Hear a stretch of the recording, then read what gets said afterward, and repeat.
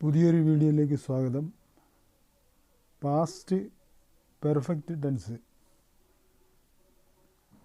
കഴിഞ്ഞ വീഡിയോയിൽ past tense രണ്ടാം ഭാഗമായി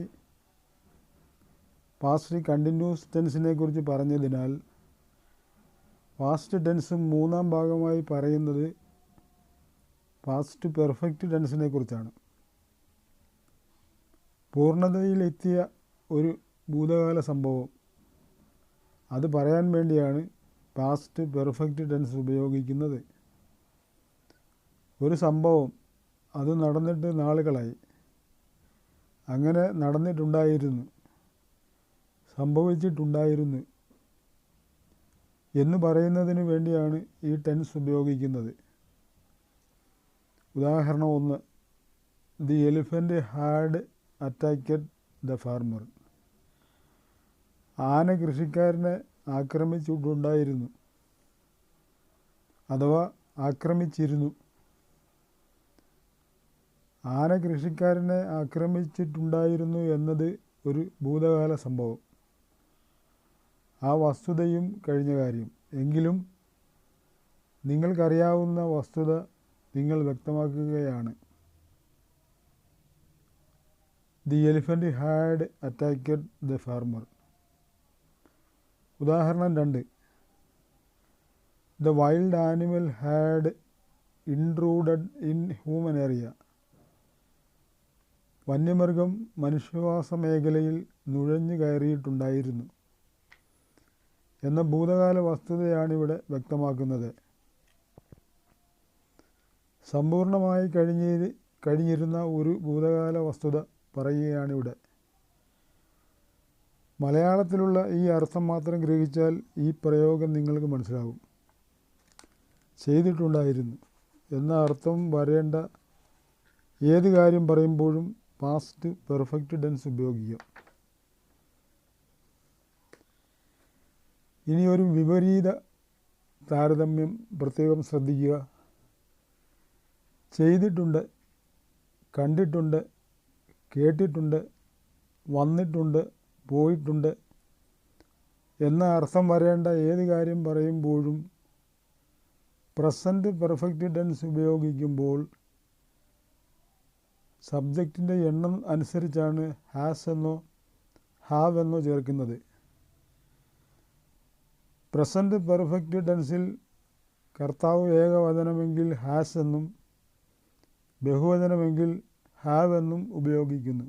അതിനുശേഷം ക്രിയയുടെ പാർട്ടിസിപ്പിൾ ഉപയോഗിക്കുന്നു. ഐ ബഹുവചനമായി ഹാവ് ചേർക്കുന്നു.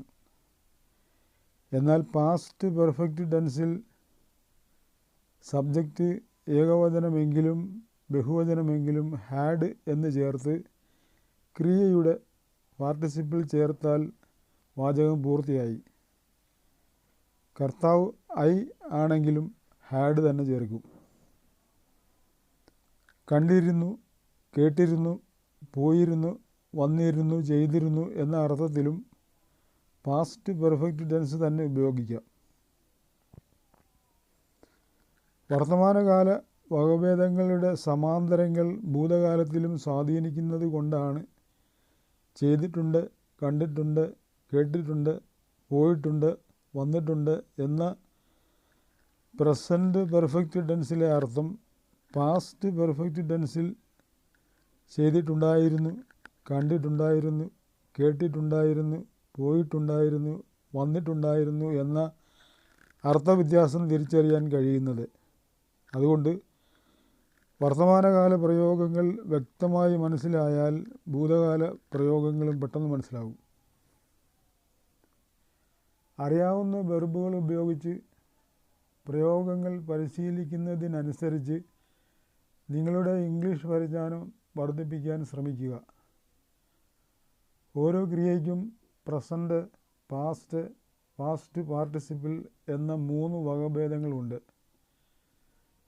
മിക്ക ക്രിയകളോടും കൂടി ഇ-ഡി എന്ന് ചേർത്താൽ പാസ്റ്റ് ടെൻസായി. മിക്കപ്പോഴും അത് തന്നെ ആയിരിക്കും പാർട്ടിസിപ്പിളും. എന്നാൽ ഇതൊരു പൊതു നിയമമല്ല. ചില ക്രിയകളുടെ അവസാനം എൻ എന്ന് ചേർക്കുമ്പോഴാണ് പാർട്ടിസിപ്പിൾ ആകുന്നത്. വ്യത്യസ്തമായി കുറച്ച് ക്രിയകൾ കൂടിയുണ്ട്. ചെയ്തിട്ടുണ്ടായിരുന്നു, കണ്ടിട്ടുണ്ടായിരുന്നു, കേട്ടിട്ടുണ്ടായിരുന്നു, പോയിട്ടുണ്ടായിരുന്നു, വന്നിട്ടുണ്ടായിരുന്നു എന്ന പാസ്റ്റ് പെർഫെക്റ്റ് ടെൻസിൻ്റെ എല്ലാ ഭാവങ്ങളും ഒറ്റ വാക്കിൽ സംഗ്രഹിച്ചാൽ കർത്താവ് ഏകവചനമോ ബഹുവചനമോ ആയിക്കോട്ടെ, സബ്ജക്റ്റിന് ശേഷം ഹാഡ് എന്ന് ചേർത്ത് ക്രിയയുടെ പാർട്ടിസിപ്പിൾ ചേർത്താൽ വാചകം പൂർത്തിയായി. പോയിരുന്നു, രക്ഷിച്ചിരുന്നു, കൊണ്ടുവന്നിരുന്നു എന്ന അർത്ഥത്തിലും ഇതേ ടെൻസ് തന്നെയാണ് ഉപയോഗിക്കുക. വീഡിയോ ഇഷ്ടമായാൽ സബ്സ്ക്രൈബ് ചെയ്യണേ. നിങ്ങളുടെ ഓരോ സബ്സ്ക്രൈബും ഇംഗ്ലീഷ് പ്രയോഗങ്ങളെക്കുറിച്ചുള്ള ഗ്രാമർ നിയമങ്ങൾ നിങ്ങളിലേക്ക് കൂടുതൽ വേഗത്തിലാകും. അടുത്ത വീഡിയോ പാസ്റ്റ് പെർഫെക്റ്റ് കണ്ടിന്യൂസ് ടെൻസിനെ കുറിച്ചാണ്.